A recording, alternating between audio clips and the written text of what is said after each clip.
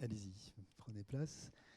Donc on est évidemment sur le sujet à la fois le plus emblématique du moment et pas le plus simple à adresser, parce que volontairement sur cette table ronde sur la RSE, une RSE très orientée climatique et environnement, on va dire, par rapport au S, on va être un petit peu moins sur la dimension sociale et sociétale. Aujourd'hui, on sera un petit peu plus centré sur les dimensions climatiques parce qu'on ne peut pas parler de tout. Volontairement, dans cette table ronde, on ne voulait pas inviter des entreprises RSE natives. Il y en a un certain nombre, soit parce qu'elles sont, par exemple, chez Monoprix, à Naturalia, qui est depuis toujours sur le bio. Enfin, voilà, on aurait pu inviter des gens qui sont très, très RSE natives, ce qui nous aurait raconté des choses très intéressantes. J'avais envie plutôt d'entendre des acteurs historiques dont le modèle n'est pas du tout historiquement RSE natif. Il n'est pas conçu pour ça. Il est même conçu à l'inverse, pour vendre de plus en plus de produits à de plus en plus de gens, y compris s'ils en ont modérément besoin. Le marketing, ça sert à ça. Hein. Ça sert à convaincre les gens d'acheter des trucs dont ils n'ont pas vraiment besoin, juste en leur en donnant envie. C'est ça votre ADN à tous. C'est ça notre ADN à tous, quelque part. Et on voit bien qu'aujourd'hui, on rentre dans une ère un petit peu différente. Et donc la question, c'est comment on fait pour réconcilier cet ADN et la réalité des business models de nos entreprises historiques avec les nouvelles nécessités d'un monde fini dans lequel les ressources sont limitées et avec tous les enjeux qu'on connaît. Donc je vais vous demander en un mot d'abord de nous dire qui vous êtes. Alors vos entreprises, c'est peut-être pas la peine de les présenter longuement, elles sont toutes les trois connues comme le loup blanc. Donc peut-être nous dire un petit mot sur votre parcours et puis quand même sur la singularité de votre entreprise au regard des enjeux RSE. Tu veux commencer, Guillaume ? Bon, Guillaume Sénéclause, ça fait plus de 25 ans que je suis dans le retail. J'ai passé une partie de ma carrière ça fait depuis 7 ans dans le groupe Casino et 17 ans chez Carrefour. Un tiers de ma vie en France et les 2 tiers à l'étranger dans 9 pays différents. Moi, ce qui m'anime beaucoup, c'est transformer des enseignes en marques. Il se trouve que Monoprix est une marque. Et c'est ça qui me passionne. Et c'est une marque qui a dans son ADN, on pourra revenir dedans, le RSE, mais on n'appelait pas ça RSE. C'est la responsabilité sur la société. Et cette responsabilité, elle vient de ses origines, qui est le centre-ville. Et quand vous y réfléchissez, le centre-ville, c'est là où se concentrent en fait toutes les tensions sociétales et environnementales. La pollution, la mobilité réduite, le bruit, la gestion des déchets, enfin tous les éléments. Et en même temps, c'est là que vous avez les facultés, les universités, les journalistes, vous avez les politiques. Et donc, très rapidement est née cette responsabilité qui est profonde dans la culture de Monoprix. On pourra revenir avec des exemples. Ouais, Philippe Houzet avait théorisé beaucoup là-dessus dès les années 80-90. Les années 90, il était très... Et l'entreprise a bien creusé son sillon depuis. Vous avez été très pionnier au sein de la distribution alimentaire à beaucoup d'égards là-dessus. Julien ? Bonjour à tous, Julien Paulet. Alors moi je travaille chez Promode, ça fait une dizaine d'années, 10 ans que je suis chez Promode. Promode, c'est une entreprise française, familiale, indépendante, qui a été créée par mon père en 1975 et j'en suis le président depuis 4 ans, depuis 2018. Promode, c'est aujourd'hui 420 magasins dans 7 pays, à peu près 350 millions d'euros de chiffre d'affaires et 7 sites web, voilà, à peu près 2000 salariés. Et donc on fait du prêt-à-porter femmes, accessible, distribué essentiellement dans nos magasins et aussi sur Internet. Et voilà, avec un enjeu de se réadapter à une demande cliente qui évolue beaucoup en ce moment. Et on est sur un marché donc du prêt-à-porter femmes qui est challengé, mais avec des questions passionnantes à résoudre. Et la RSE est un élément essentiel de cette transformation. Effectivement, Promode est très ambitieux sur ce sujet depuis ton arrivée en particulier. Tu nous raconteras en quoi. Michael ?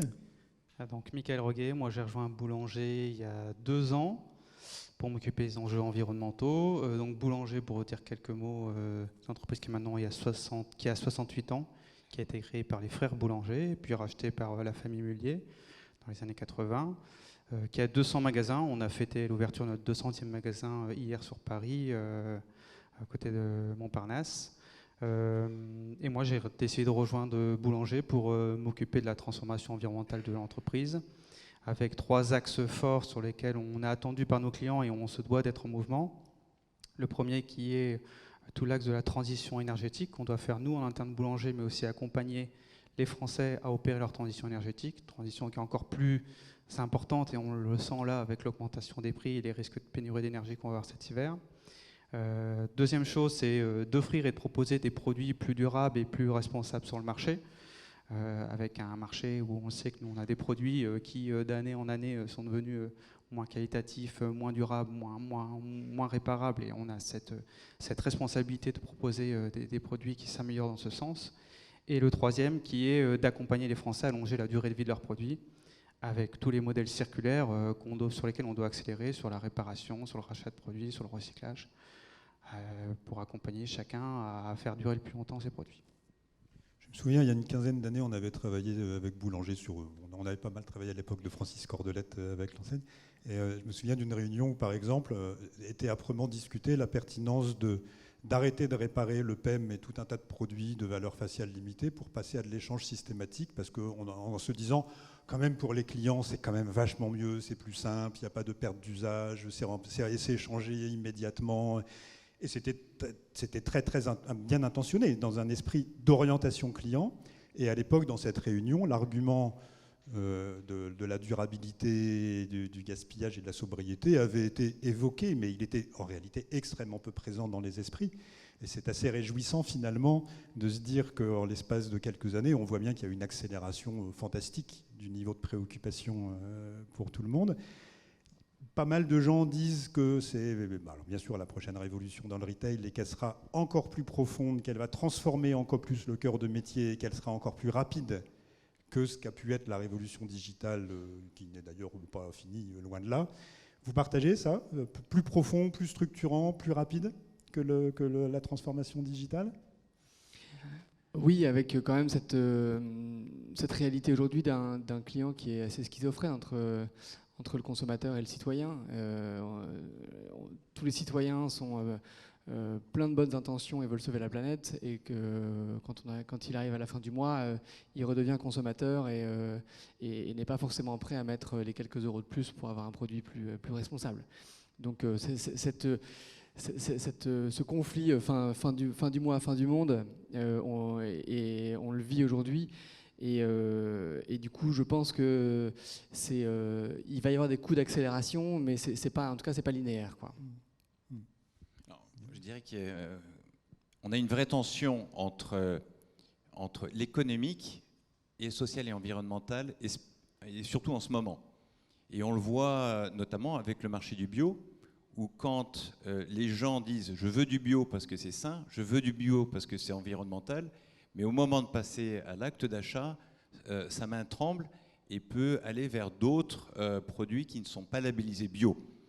Donc on voit bien qu'il y a le client d'un côté, il y a le citoyen, et en ce moment il y a une vraie tension entre les deux, et que le client aujourd'hui, à court terme, est quand même beaucoup plus tendu sur le pouvoir d'achat.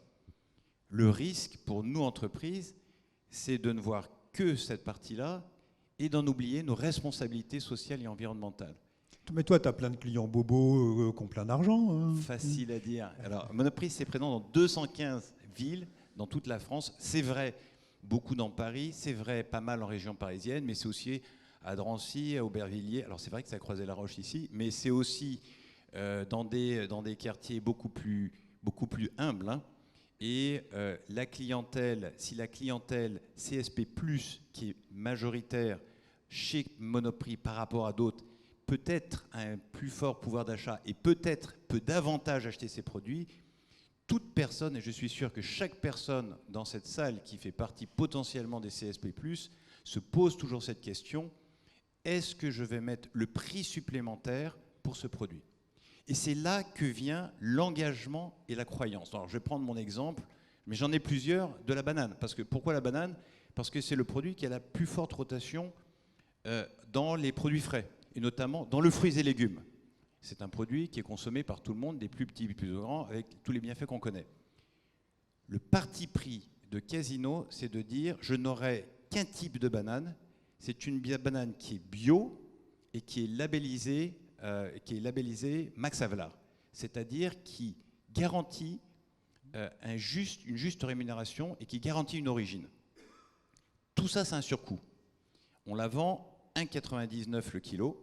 Oui, il y a des produits qui coûtent moins cher que 1,99 le kilo, mais on a ce parti. Et de la même façon, les tablettes chocolat, on a des engagements sur les marques propres, tout un nombre d'engagements que je peux donner en exemple, mais quand on va chez Monoprix, où c'est ce que l'on veut, c'est que le client, il y va non seulement parce qu'il y a un produit, non seulement parce qu'il y a une qualité, mais parce que derrière, il y a un engagement pour la société. Alors on reviendra sur l'équation économique et le financement de la transition, parce que bien entendu, elle a un coût. Je note que vous avez soigneusement évité de répondre à ma question, ou du moins que vous avez commencé par une formule de prudence en disant « ouais, c'est important, mais enfin en même temps, c'est pas évident quand même. » Donc on va parler du pas évident aujourd'hui, parce que le pourquoi c'est important, je pense que c'est bon. Enfin, j'espère qu'on n'a pas besoin de se répéter pourquoi c'est important de sauver la planète et l'humanité, quoi, et que c'est un peu le travail des entreprises aussi. Ce qui est difficile, c'est de savoir comment on fait pour réconcilier en particulier la fin du monde et la fin du mois. Donc c'est de ça qu'on va parler. Michael, tu voulais... Oui, moi, en tout cas, pour répondre à la question, autant il y a certaines parties de cette transition écologique qui sont une simple adaptation du métier de distributeur qu'on faisait avant. Je veux dire, référencer des produits plus responsables et durables, c'est juste, même si ce n'est pas simple, de changer la façon dont on va référencer les produits et à introduire de nouvelles notions dans les négociations fournisseurs. Par contre, il y a un gros pan aujourd'hui qui est très transformationnel, qui est tous les enjeux d'économie circulaire, qui n'est pas du tout natif avec le métier de distributeur. Le métier de distributeur, de sa notion de distribution, c'est j'achète tes produits, je les mets dans un entrepôt, je les mets dans le magasin, ils partent chez le client, et puis après, je ne veux plus le voir. Donc le jour où moi j'ai dit au directeur de l'entrepôt, maintenant on va les racheter les produits aux clients, on va faire la reverse logistique, ils vont revenir dans l'entrepôt et on va les reconditionner pour les revendre, il m'a regardé en pensant que je me moquais de lui. En fait, c'est ça qu'on doit réussir à faire et faire transformer notre entreprise, c'est aller vers plus de circulaire. On le sait, et c'est natif avec les limites planétaires, que demain, on devra vendre moins de produits, on aura moins de produits à vendre. Donc il va falloir accélérer sur ces modèles circulaires, sur la réparation, sur le rachat. Donc il va falloir que on réinvente toute cette partie de métier qu'on ne sait pas bien faire, qui est de pouvoir reprendre les produits, les réparer, etc. Et en fait, c'est très transformationnel parce que je parle là, schématiquement, je parlais de la logistique, mais ça veut dire qu'il faut des nouvelles compétences, des nouveaux métiers, des nouveaux systèmes d'information. Nos systèmes d'information ne savent pas remettre de la marchandise usagée dedans. C'est des nouveaux savoir-faire, c'est une nouvelle façon d'exprimer aux clients. C'est plus le métier d'avant, c'est un nouveau métier qu'on doit inventer. Et c'est des nouveaux modèles économiques parce qu'on gère à la pièce et à l'article et on ne peut plus massifier, en tout cas pas de la même façon. Et c'est des nouveaux équilibres économiques complètement à bien caler parce qu'on n'a pas du tout les mêmes équilibres économiques que sur la vente de produits.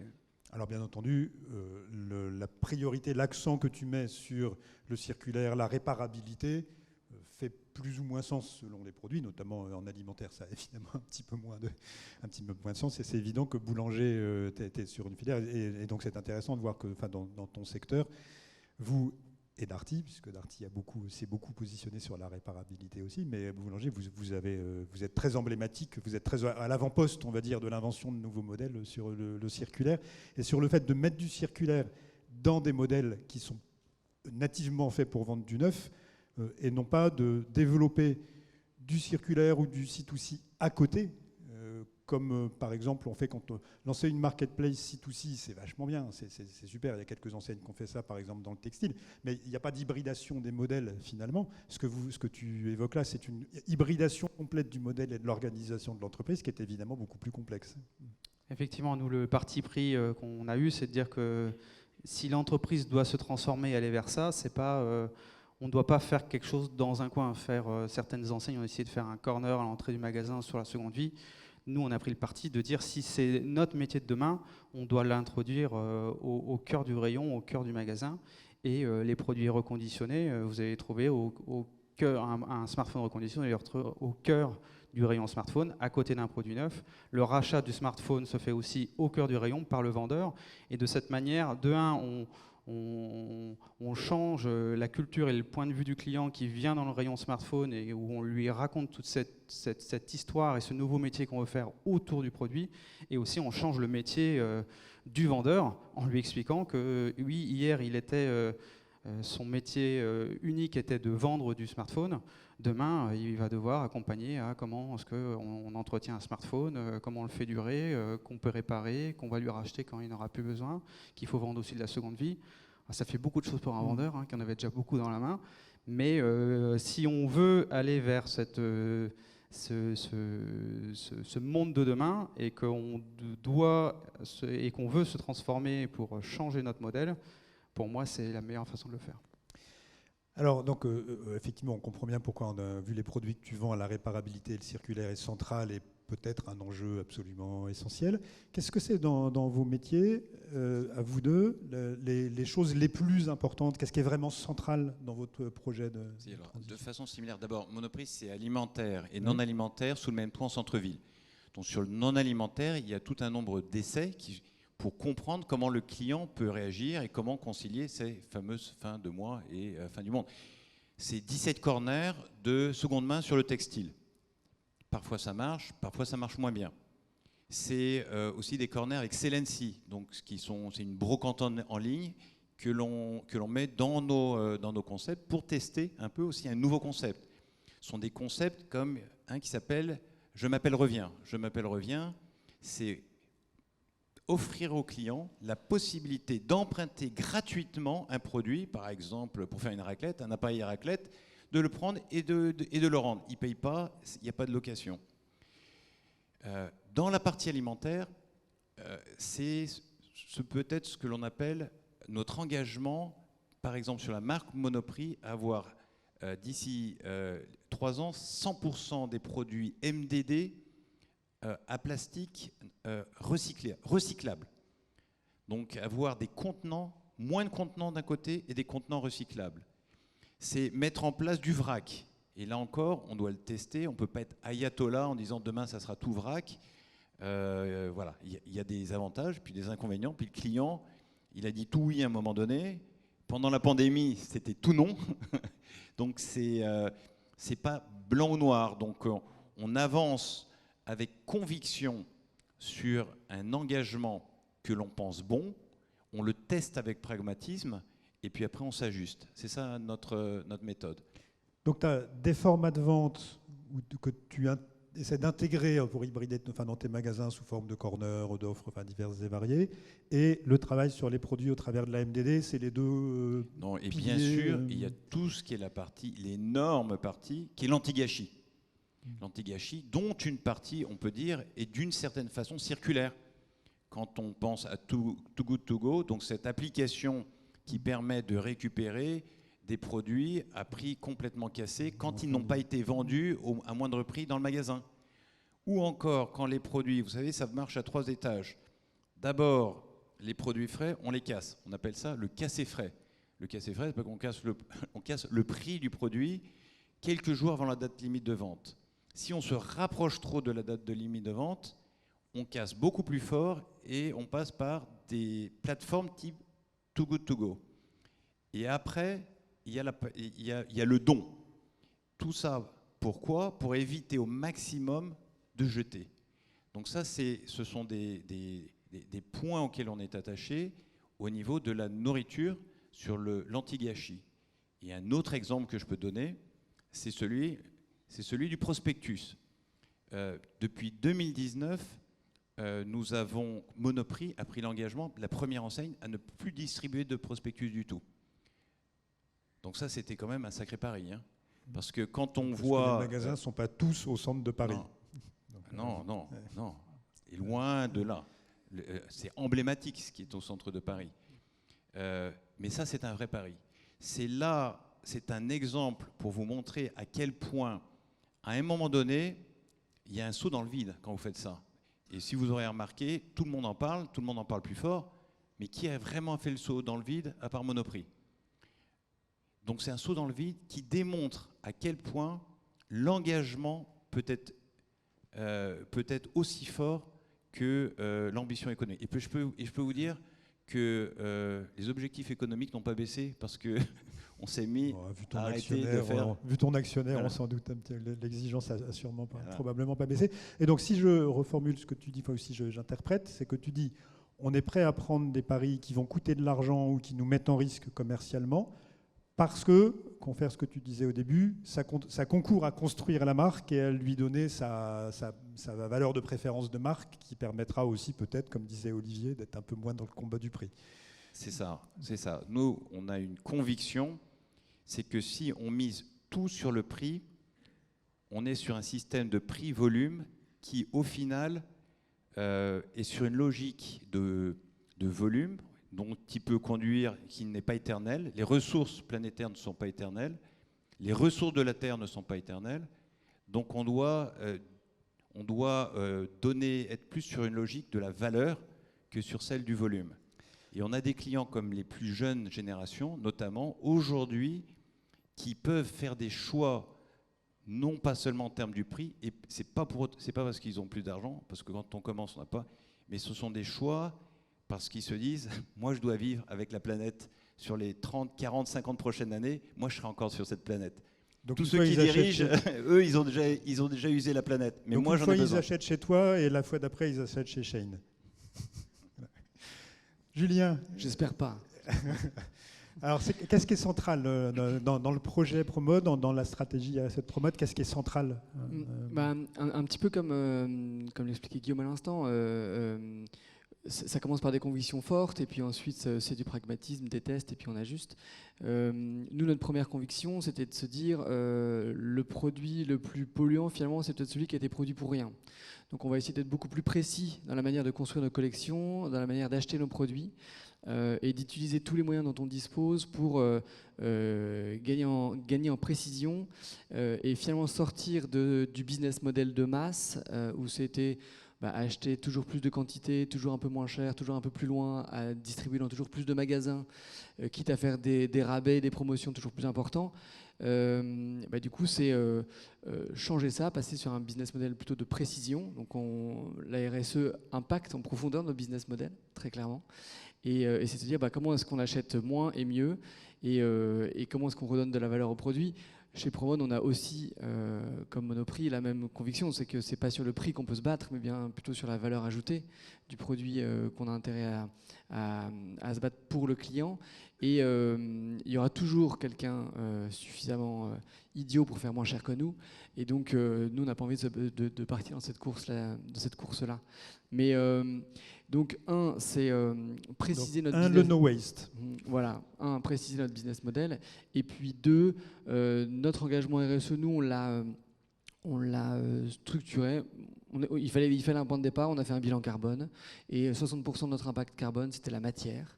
Et donc, on est parti à fond sur comment est-ce qu'on réduit l'impact de nos matières et comment est-ce qu'on fait des produits plus responsables. Donc, on a créé un petit label, il n'est pas petit, on a créé un label interne qu'on appelle Promote for Good et qui identifie chacun des produits dans lesquels on a au moins 20% de la matière qui est éco-responsable, c'est-à-dire polyester recyclé, c'est-à-dire coton issu de l'agriculture biologique, viscose, éco-véro, etc.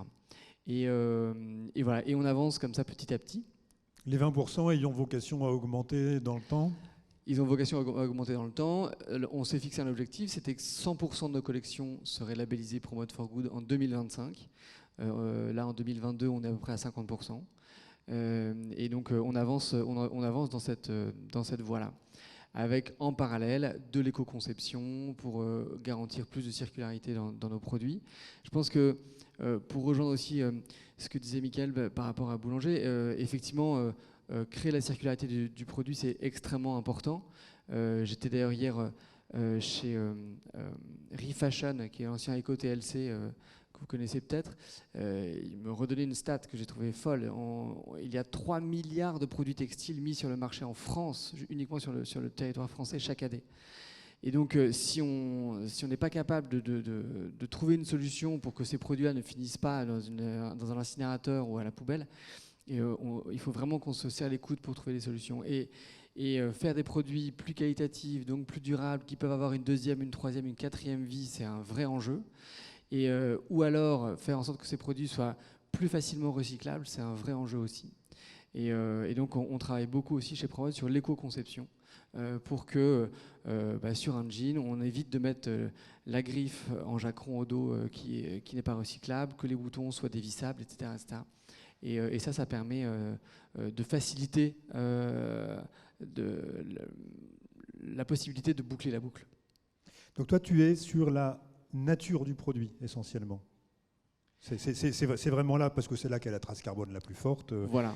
Et donc c'est un travail sur la filière, en fait, parce que la particularité du textile de la mode, c'est que vous concevez vous-même les produits, vous décidez des produits, ce qui n'est pas forcément le cas chez tes voisins où on est dans une large mesure revendeur sur une large partie de l'assortiment. Et donc pour le coup, c'est vraiment la position depuis l'aval de la filière sur lequel toi, tu as vocation à réorganiser, enfin vous avez vocation, les différentes enseignes engagées là-dedans, à faire évoluer en profondeur l'ensemble de la filière en fait. Exactement. Donc le plus rapide et efficace, c'était bien sûr de jouer sur les quantités et éviter le gaspillage. Et puis en 2, effectivement, c'est comment est-ce qu'on introduit la circularité dans nos produits. Et la seconde vie des vêtements, c'est un vrai enjeu. Et pour ça, il faut que le produit ait une valeur. Et donc, travailler, tout ça est chaîné, c'est-à-dire que si on travaille sur des plus justes quantités, il y a besoin de moins de promotion, on redonne de la valeur à son produit. Et si le produit a une valeur en première main, il a d'autant plus de valeur en seconde main. Et si on veut pouvoir revendre ces produits-là, s'il a été acheté 2 € à moins 50%, il n'y a aucune chance de le revendre ensuite. Michael, au-delà de la réparabilité du circulaire, il y a d'autres grandes priorités, grands chantiers chez vous ? Oui, on en a un aussi grand sur nous, effectivement. On appelle ça nous l'éco-sélection parce que comme tu disais, nous on vend quelques produits en marque propre, mais le gros de notre chiffre est fait sur du référencement de produits de grandes marques internationales. Il est très dur de remplacer des Apple ou des Samsung sur de la téléphonie, hein, par exemple. On peut essayer, mais voilà, c'est pas simple. Et donc c'est quoi l'éco-sélection chez nous? C'est effectivement introduire des notions de comment est-ce que je fais pour référencer des produits, mais avec des critères de sélection par nos acheteurs. Notamment, voilà, on a défini des critères à partir desquels maintenant on se refuse de référencer des produits basés sur certains indicateurs. Notamment, là, on a l'indice de réparabilité, nous, sur certains de nos produits, qui va de 1 à 10. On s'est dit, voilà, les produits inférieurs à 4, on va arrêter de les référencer. Pareil pour les produits de gros électroménagers qui ont un label énergétique qui va de A à G en fonction de la consommation énergétique, G étant les plus énergivores. Pareil, on a dit on va arrêter de référencer les produits G. Et puis aussi certains choix qu'on a fait, notamment accélérés par les enjeux de transition énergétique actuels, notamment tous les produits de cuisson qui utilisent du gaz. Il faut savoir que cuire sur une plaque pour chauffer une casserole au gaz, ça émet 4 fois plus de CO2 que de cuire à l'électrique parce que ça brûle directement cette énergie fossile dans l'atmosphère, contrairement à une plaque vitrocéramique ou à induction qui va produire directement l'énergie par induction ou par chauffage de la casserole. Et en plus de ça, avec les augmentations de coût du gaz et clairement ce qui se passe là, qui nous fait comprendre qu'on va devoir se passer du gaz, comme je vous disais, on considère que nous, c'est aussi notre responsabilité en tant que distributeur d'accompagner les Français sur cette transition. Et donc là, typiquement, on a décidé, on l'a annoncé là il y a quelques jours, d'arrêter de produire des produits en marque propre et d'arrêter de référencer des produits qui consomment du gaz, sans être jusque boutiste, parce qu'on va certainement garder quand même une gamme pour certaines populations qui ne peuvent pas passer du gaz pour des problèmes techniques ou budgétaires, mais en tout cas il y a un axe fort de dire que on arrête très fortement ce sujet-là. Et puis il y a aussi tout un enjeu sur comment est-ce qu'on accélère la relocalisation de savoir-faire sur nos produits en local. Si on regarde il y a 30 ans, le Made in France, nous ça représentait quasi 20% de notre chiffre d'affaires. Aujourd'hui ça en représente 3 ou 4. Parce qu'on a laissé passer avec la mondialisation du savoir-faire. Il est impossible de trouver aujourd'hui une machine à laver fabriquée en France, c'est pas possible. Il y a encore certaines marques, je pense au groupe Seb, qui fabrique du petit électroménager en France et qui a 11 usines. Donc nous, on est un acteur fort pour encourager ces marques à garder ce savoir-faire et vendre leurs produits, et encourager celles qui veulent revenir relocaliser du savoir-faire en France ou aux proximités de nos frontières sur ces produits-là. Et donc non seulement on les encourage, on référence plus que d'autres produits, et en plus de ça, on met un accent fort sur tout le merchandising, toute la communication qu'on fait vis-à-vis des clients, pour encourager, expliquer pourquoi ces produits-là sont meilleurs pour l'environnement plutôt que d'autres, à la fois sur des enjeux, je disais, de consommation, de réparabilité ou de lieu de fabrication. Alors donc, comme vous voyez, il y a de la conviction et du sérieux, on va dire, dans l'engagement dans les 3 cas. Après, ça but ou le frein principal, il est évidemment économique. Il y a quelques années, je me souviens, quand on parlait de RSE ou d'enjeux climatiques avec les distributeurs, les DG avaient tendance à dire « T'as raison, c'est super important, tu devrais en parler à mon patron RSE ». C'est-à-dire on considérait que c'était un sujet RSE, il fallait faire un certain nombre de choses, c'était bien, il y avait les premières matrices de matérialité, il y avait voilà. Mais ils ne considéraient pas vraiment que c'était un sujet de stratégie d'entreprise, c'était pas central dans la marque, c'était pas transformationnel du business model, c'était pas un sujet de DG finalement. Donc ça c'est fini, ça fait 3-4 ans je pense maintenant qu'on peut considérer que c'est vraiment arrivé à un niveau DG. Mais comme vous disiez, ce n'est pas parce qu'on est convaincu que c'est important, que c'est souhaitable et qu'un jour ce sera indispensable, qu'on sait résoudre l'équation à court terme de comment je le finance, où je trouve l'argent. En particulier cette année, la construction du budget 2023, comme on disait ce matin, elle est quand même particulièrement rock'n'roll.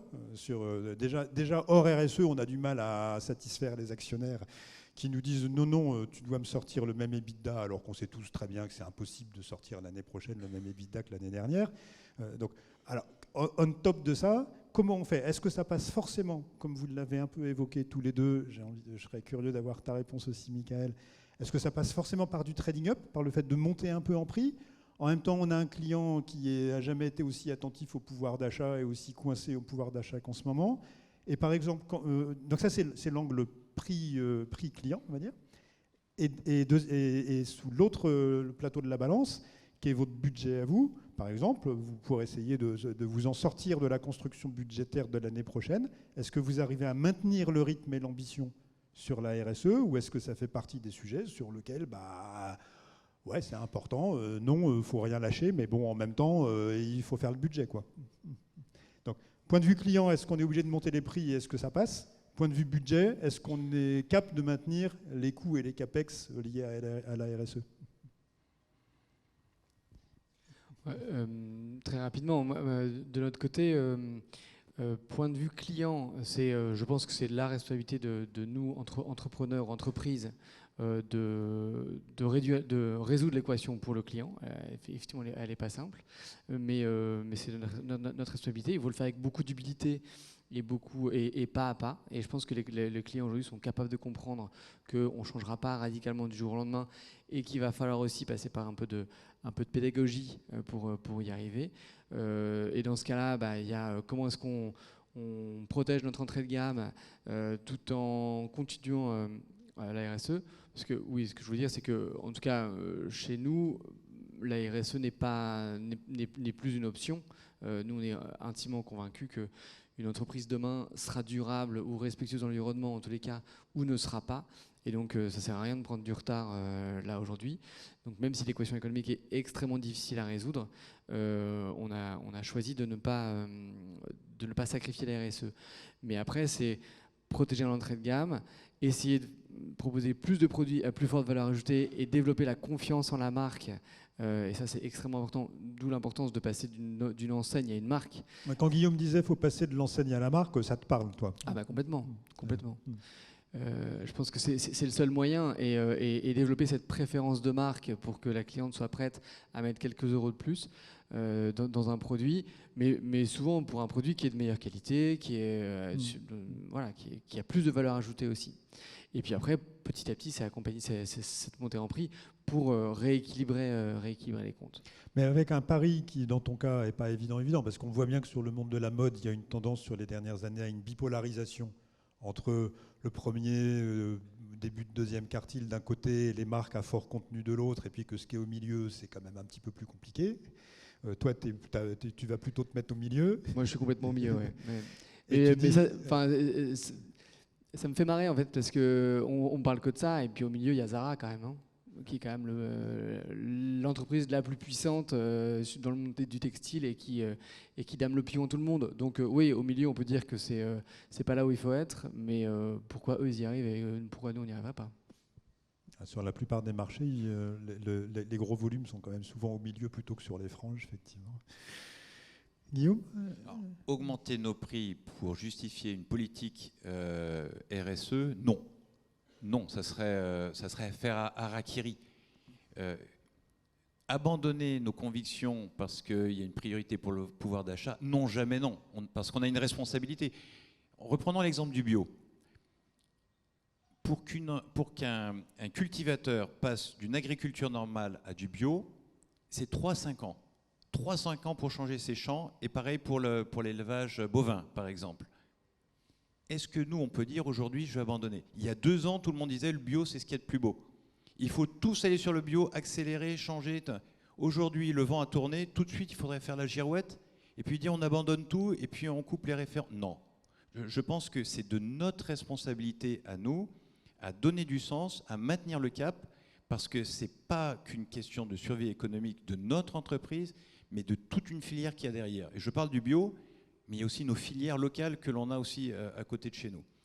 Donc, quelle est la solution? Notre solution à nous, c'est d'élargir le choix pour le client.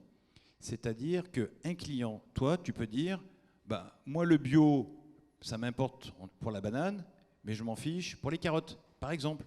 Ou inversement, on a du bio, notre coton, puisqu'on fabrique aussi, on a aussi la filière textile et la filière maison. Notre coton, linge de maison, est bio et est garanti. On laisse le choix. Donc, par exemple, cette année, on n'avait pas l'eau cristalline chez Monoprix, pour des raisons très RSE. Et puis, quand on y regarde de plus près, on se dit, mais attends, regardons à 2 fois. Si on met la cristalline dedans, qui est du plastique, c'est pas si mal que ça, parce qu'en fait, le transport, on regarde que le plastique, mais il faut regarder la valeur RSE du début jusqu'à la fin. Le transport est toujours beaucoup plus court quand un fabricant, en l'occurrence le fabricant que l'on avait, qui vient de Bordeaux, qui doit monter jusqu'à Paris. Donc, l'équation, elle n'est pas si mauvaise que ça, en fait. Et le deuxième, on donne au client le choix d'aller à un prix le plus bas, mais après, il peut aussi trouver son eau plus chère, pas nécessairement Monoprix, ça peut être une autre marque, mais avec le plastique super recyclable, recyclé. Ça, c'est un sujet que, Michael, c'est toi l'expert ici, mais on voit bien, dès qu'on rentre un petit peu dans ces sujets-là, en réalité, même quand on est prêt à faire des efforts et qu'on veut être vertueux, c'est pas toujours si simple de trouver la bonne solution. Est-ce qu'il vaut mieux fabriquer, faire venir d'un peu plus loin des trucs en plastique à usage unique, ou est-ce qu'il vaut mieux... Est-ce que on avait l'exemple tout à l'heure de quelqu'un qui disait, est-ce que j'ai intérêt à importer des produits fabriqués en Chine, mais dans une usine qui est dans une région hydraulique, énergie hydraulique, ou un truc qui vient d'Allemagne fabriqué au charbon. Enfin, et donc, ça veut dire qu'en fait, pour guider les choix opérationnels, non pas de la philosophie générale du DG, mais du chef de produit qui construit sa gamme, sur des sujets très, très opérationnels, il y a une complexité pour éclairer les décisions qui sont considérables, j'imagine.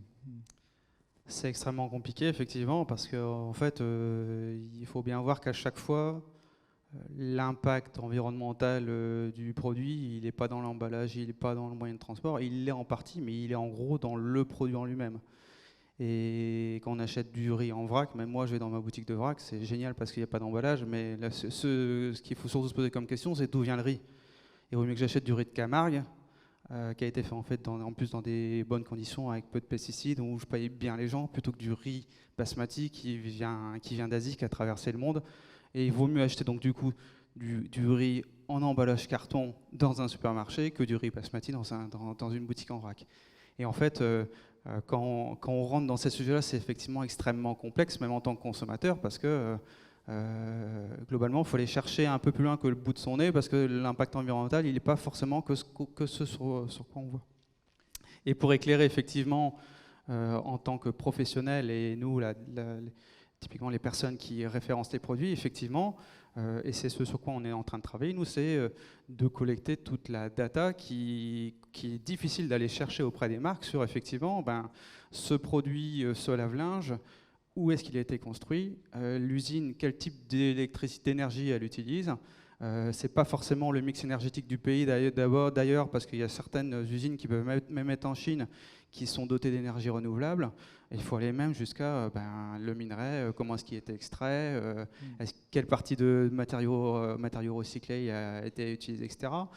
Là où, pour l'instant, c'est très dur, ce qui est bien, c'est que la réglementation est en train de changer, d'évoluer, poussé par la France sur la loi anti-gaspillage et économie circulaire, et aussi poussé énormément par la Commission européenne, là, qui est en train d'arriver, avec un green passport, ils appellent ça, où effectivement, chaque fabricant va devoir indiquer, avec de la data, sur le produit qu'il fournit, toute la data de comment il a été fabriqué, quel taux de matériaux recyclés, est-ce que le produit est recyclable, et fournir cette data-là que nous, on va pouvoir utiliser pour nos besoins de référencement, mais aussi de pouvoir l'exposer vis-à-vis du client pour que le client puisse avoir aussi cette transparence de données pour pouvoir faire un choix éclairé, ce qu'il n'a absolument pas aujourd'hui.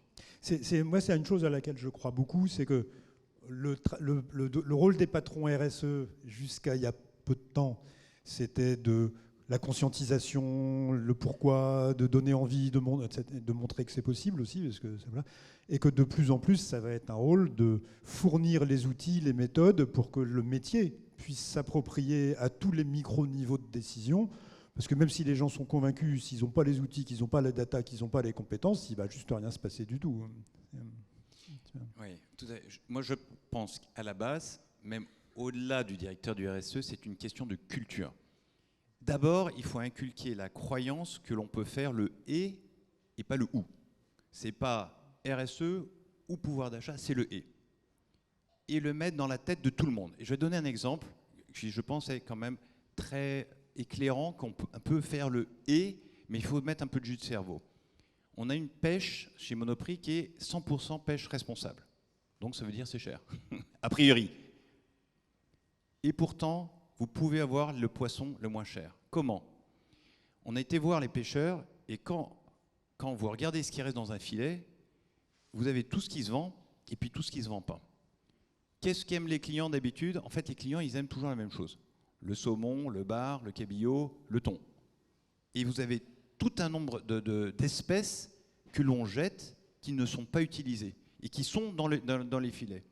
On a pris le parti de vendre ces produits à un prix le plus bas, parce que déjà, ils coûtent moins cher. Si vous allez en ce moment, vous retrouverez le chinchard. Le chinchard, bon, au goût un peu comme le bar. Personne ne le connaît, donc ça fait peur pour le nom. Mais si vous prenez ce produit-là, il sera aussi bon, mais il sera 30% moins cher. Donc, on peut bien avoir le saumon certifié, mais avoir du chinchard qui est une entrée de gamme, mais avec une qualité d'un bar. Le fait de dire l'enjeu, c'est de convaincre tout le monde en interne du « et pas du « ou », Julien, ça te parle? Oui, c'est vrai, c'est un vrai enjeu et c'est parfois un raccourci un peu facile de dire « Ah bah non, désolé, à ce prix-là, je ne peux pas faire de la RSE ». En fait, si, il faut trouver le moyen de le faire, ou en tout cas de se mettre vraiment dans une démarche d'y arriver. Donc moi, je partage complètement cette vision des choses. Ouais. Bon, comme d'habitude, on aurait envie de continuer 2 heures de plus. Et comme d'habitude, on est un peu pris par le temps. Et je voudrais quand même qu'on puisse prendre quelques questions de la salle avant de vous remercier. Est-ce que vous avez quelques questions à poser à nos speakers? Olivier veut poser une question. Vas-y. Olivier Dauvert. En vous écoutant, j'entends qu'on a besoin d'un outil normatif pour avoir la véritable empreinte de chaque produit. Donc, quelle est votre position respective sur le fait d'adopter, de standardiser, de pousser Alors il s'appellera EcoScore, PlanetScore, peu importe le nom, mais en fait pour documenter enfin de manière sérieuse le fait que peut-être, comme disait Cédric, un produit fait en Chine avec de l'énergie renouvelable est meilleur qu'un produit fait en Allemagne au charbon. Je ne sais pas si c'est un cas fréquent, mais comment vous pouvez pousser à rendre ça normatif? Parce que sinon, on n'aura pas la réponse. Tu as tout à fait raison, complètement aligné là-dessus. On est sur le PlanetScore, donc qui sera une nouvelle norme qui va au-delà du Nutri-Score. Hein. Quand vous regardez le Nutri-Score, les A, B, C et D, c'est comme ce que tu disais pour l'énergie, hein, c'est le thermomètre. Donc il va y avoir un thermomètre qui est encore plus ample, qui va au-delà du thermomètre de la santé, qui est le Nutri-Score, qui est le PlanetScore, qui donne un grade de RSE. Hein. Je sursimplifie. Évidemment, nous, ça fait déjà plusieurs mois qu'on est sur ce développement. Chez Diamart, on est des super grands fans de PlanetScore, qui a d'ailleurs gagné l'award des Merci du Retail qu'on organise depuis l'année dernière à l'occasion sur des initiatives RSE qu'on trouve admirables. Et le projet PlanetScore, alors on est des fans absolus de ce projet, on trouve ça formidable. L'étiquetage environnemental, effectivement, c'est un vrai beau sujet. Toi, pour le moment, tu es sur un label interne que tu as développé. Oui, on n'a pas encore de normes partagées, en tout cas, sur le textile. Là-dessus, les pouvoirs publics nous laissent nous débrouiller. Il y a un grand flou. Alors, il y a à la fois le devoir de vigilance, dont certainement vous avez entendu parler, qui est comme une belle épée de Damoclès qu'on a chacun au-dessus de la tête. Et puis, en même temps... quand il faut aller vraiment dans le dur et être précis sur les critères, là on laisse les marques se débrouiller et puis on verra bien. Mais tu le regrettes ou tu penses que que le normatif n'est pas souhaitable ou Non, je pense que c'est souhaitable. Je pense que on a vraiment intérêt à pouvoir valoriser tout ce qu'on fait bien aujourd'hui. Et si on est droit dans ses bottes et qu'on sait qu'on met sur le marché un produit qui est plutôt vertueux, autant que ça puisse être très transparent pour le client. Nous, aujourd'hui, on a fait notre label interne. Il n'engage que nous. Donc, je pourrais comprendre qu'une cliente ne soit pas 100% convaincue par ça ou que ça ne finisse pas de la convaincre. Mais donc, non, moi, je suis plutôt favorable à ce qu'on ait un label, mais qui soit normé, bien partagé, etc. Michael ? Ouais, nous, on a la chance d'avoir le label énergie, un label européen depuis déjà quelques années qui mesure la consommation énergétique d'un produit. On a la chance aussi d'avoir l'indice de réparabilité. Nous, on a fait partie des acteurs qui ont fait partie de la création de cet indice mené par l'ADEME et le ministère de la Transition écologique. Et là, on est en train de travailler sur un nouvel indice qui va être un indice de durabilité qui doit arriver normalement en 2024, qui va mesurer au-delà de la réparabilité d'un produit. La réparabilité, c'est... Est-ce que le produit est démontable? Est-ce que je peux accéder aux pièces détachées d'occasion, à le prix, etc. D'avoir un indice vraiment aussi de durabilité, parce qu'un produit peut être facilement réparable. D'ailleurs, beaucoup de smartphones sont réparables, mais pas durables. Parce que, voilà. Et la durabilité, ça permet aussi de mesurer un smartphone qui tombe 500 fois par terre. Est-ce qu'il marche encore? Est-ce qu'il subit à la poussière, à l'eau, etc. Et là, ce qui est juste un peu embêtant en ce moment, c'est que la France avance beaucoup de son côté, et aussi l'Europe, qui veut aussi avancer sur un indice de durabilité. Donc, il faut juste que... on arrive bien à synchroniser les choses pour qu'on ne se retrouve pas avec deux labels, un français et un européen. En tout cas, nous, on pousse très fort sur le sujet. Et... Ouais. Mais pour rebondir, on a beaucoup reproché à notre gouvernement actuel de ne pas faire assez en matière de développement durable et de RSE, et sans doute qu'aucun gouvernement au monde ne fait assez au regard de l'enjeu. S'il s'agit de sauver l'humanité, c'est difficile de faire trop, au fait, quand même. Bon. Mais au final, quand on regarde du point de vue des entreprises, il y a quand même eu énormément de réglementations et d'initiatives réglementaires, la loi Impact, etc. Enfin, il y a quand même beaucoup de choses qui ont été faites, et au final, il y a déjà pas mal de choses à digérer. Ouais. Et on est plutôt finalement assez proactif en France si on compare au reste de l'Europe. Ouais, moi, pour échanger en tout cas avec des homologues à l'étranger, en Europe et même en dehors du monde, ils ont la France comme exemple sur ce modèle et sur cette affiche environnementale. Ok, une autre question ? Oui, bonjour, Agnès de Chiraud, Alice Delis, directrice générale. J'ai plutôt une question à Julien et à Michael. Est-ce que vous avez réussi à modéliser votre nouveau modèle d'affaires, parce que finalement, vendre moins de quantité en tenant le prix d'achat, est-ce que ça passe par une augmentation encore du nombre de magasins et donc du développement de volume par l'extension de votre activité. Donc ça, c'est à Julien, de vos nombres de magasins. Ou est-ce que vous avez déjà une idée de comment vous allez faire vos profits dans 3 ans, 4 ans, 5 ans?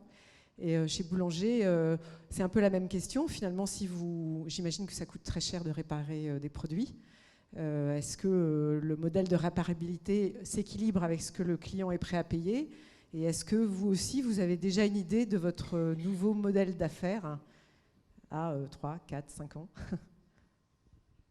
Je commence rapidement. Merci pour cette question. Alors nous, très clairement pas, pardon. L'équipe de notre modèle d'affaires ne passera pas par toujours plus de magasins. Notre projet, c'est moins, mieux et durable. Et donc, c'est vendre plutôt des produits de meilleure qualité, à plus forte valeur ajoutée. Et pas forcément dans plus de magasins, mais plutôt de les vendre différemment. Et on teste pas mal de choses chez Promode, notamment la production à la demande. On demande à nos clients de s'engager avant même de produire le produit. C'est la meilleure façon de produire l'exacte quantité nécessaire. Aujourd'hui, ça reste assez confidentiel, mais on a à peu près 5 campagnes de précommande par an sur à chaque fois 4-5 produits. Et on vend donc des produits de cette manière-là. J'espère que ça va monter en plus. Et puis, mais on est encore en bas de l'escalier il est un peu tôt pour savoir à quoi ressembleront les business models dans 4-5 ans, effectivement. Non, mais c'est sûr. Mais notre conviction, et c'est ce qu'on a déjà partagé tout à l'heure, mais c'est que tout est extrêmement incertain dans le monde aujourd'hui. La seule chose qui est sûre, c'est qu'on doit préserver notre planète et qu'a priori, les clients de demain seront un peu plus sensibles que les clients d'hier à ces sujets-là. Donc, il faut y aller, quoi. Et toi, Michael, vous avez un peu de visibilité sur les hypothèses de business model autour de la réparabilité? Oui, alors c'est pas aussi facile à caler que la vente de produits neufs, clairement pas. Maintenant, on voit que quand on compte bien quand même, c'est des modèles qui peuvent amener une rentabilité. Et quand on joue bien, le sujet aussi. Je pense à ça, là, effectivement, la réparation, aujourd'hui, ça coûte plus cher pour un client de réparer que d'acheter un produit neuf, même si on baisse les coûts, nous, d'autant plus qu'on a un sujet là-dessus, c'est qu'on a une perte de compétences de techniciens réparateurs en France, donc c'est des compétences en plus qui coûtent cher sur le marché. Mais là, on compte beaucoup sur quelque chose qui va sortir là dans quelques jours, qui est un fonds de la réparation, un peu comme il s'est passé sur le vélo il y a 2-3 ans, qui va permettre à tout Français de venir dans un magasin boulanger et d'avoir une aide financière de l'État dans le fonds de la réparation, qui est aussi un mécanisme de la loi anti-gaspillage et économie circulaire, pour participer et encourager le consommateur à réparer son produit, qui va pouvoir financer une partie, nous, du geste de métier de technicien pour pouvoir le faire. Et ce qu'aussi on commence à inventer aussi, c'est des nouveaux modèles, notamment à l'abonnement. On a lancé, il y a maintenant 3-4 mois de ça, une offre qui s'appelle Boulanger Infinity, qui est une offre de réparation en illimité, où on propose du coup nos clients, pour un abonnement mensuel, d'avoir un certain nombre de produits à définir. Je ne vais pas rentrer dans l'offre ici maintenant, mais qui sont du coup garantis en illimité en termes de réparation. Et donc, peu importe la panne que vous allez avoir avec ce produit, on va se déplacer chez vous pour pouvoir le réparer. Et ça permet aussi, c'est intéressant, c'est que ça, mais encore une fois, ça crée des nouveaux équilibres, mais ça nous permet de nous créer des revenus qui vont être récurrents et de créer aussi de la récurrence client. Ce qui est certain, c'est qu'il faudra bien trouver des sources de revenus additionnelles pour financer tout ça. La dernière question, et vous avez droit à 2 minutes. Lefebvre Projection. Aujourd'hui, on a abordé, on va dire, l'impact RSE de vos sociétés à travers votre offre. Je voulais savoir si vous mettez en place des KPI au sein de vos organisations pour essayer justement de limiter l'impact que ce soit votre supply chain ou autre, pour limiter votre impact RSE directement. Alors, Guillaume, je vais te laisser répondre, par exemple, parce qu'en tant qu'enseigne généraliste, c'est peut-être toi qui brasses le plus de variétés de sujets. Alors, notre politique RSE, c'est 3 cercles concentriques, 3 P. Le produit, donc tout ce qui est autour de la personne, les partenaires, donc la communauté, et puis la planète. Donc, comment on peut impacter? On a des KPI sur l'ensemble. Le plus important, c'est celui qui touche le dérèglement climatique et la décarbonisation de nos activités. Avec un objectif très concret, c'est d'ici 2025 de réduire de 25% le taux de notre empreinte carbone, que l'on mesure, voilà, Derrière, il y a tout un plan d'action, d'investissement pour arriver à ce résultat. Donc bien aux 3 étages de la fusée des KPI. Ce qui est intéressant, je pense, mais j'en suis pas surpris, c'est que vous avez bien vu, ils ne sont pas dans une espèce de greenwashing et de panégyrique en se frappant la poitrine et en disant regardez à quel point ce que je fais est gentil et à quel point je suis une belle entreprise. Merci pour la transparence avec laquelle vous avez partagé aussi la difficulté devant laquelle on est et le fait qu'en réalité on ne sait pas comment on va s'en sortir de cette affaire. On sait dans quelle direction on va et on sait qu'on n'a pas le choix et qu'on ne veut pas se donner le choix de toute façon et qu'on veut aller dans cette direction-là. On ne sait pas encore très bien à quoi ça ressemblera, à quelle vitesse ça va aller, à quelle vitesse les clients nous autoriseront à aller et les actionnaires nous autoriseront à aller. Mais je pense que vous avez ressenti comme moi la profondeur et la sincérité des propos et nous vous en remercions d'abord en tant qu'organisateur de l'événement parce que c'était intéressant et puis en tant que citoyen parce que la planète a bien besoin de ce genre de choses. Merci. Merci Cédric. Merci beaucoup. Merci.